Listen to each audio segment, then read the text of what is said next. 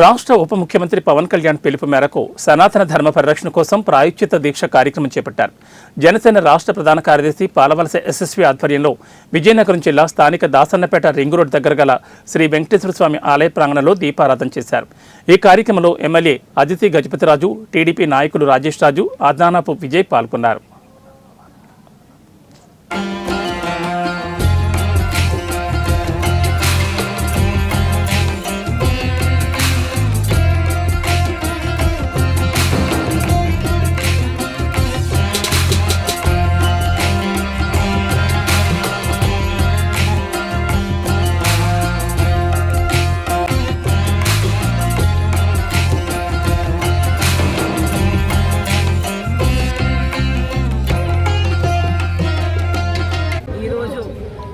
మొన్న పవన్ కళ్యాణ్ గారు, deputy chief minister Pawan Kalyan గారు దీక్ష తీసుకున్నారు.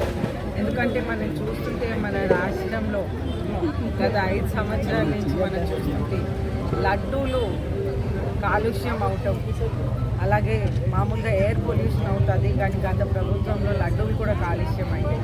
అలాగే అన్నదానాలు కూడా ఇతర మిక్స్ చేసి, అలాగే విజయనగరంలో ప్రత్యేకంగా చూస్తుంటే మనకి చౌల్ట్రీ, ఇక్కడ నా తాతల కాలం నుంచి ఆ చౌల్ట్రీ కొనసాగించేవారు.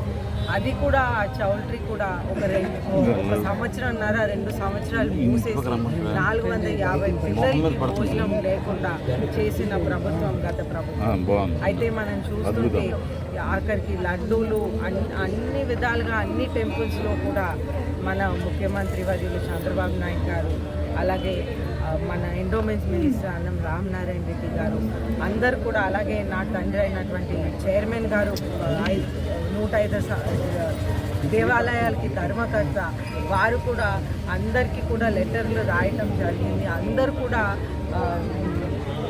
మనం లడ్డూలైనా, మన ప్రసాదాలైనా, అన్న ప్రసాదాలైనా ఏ విధంగా జరుగుతున్నాయి, దాంట్లో ఏమేమి వాడుతున్నారనేది ముఖ్యంగా తెలియపరచాలనేది ఒకటి.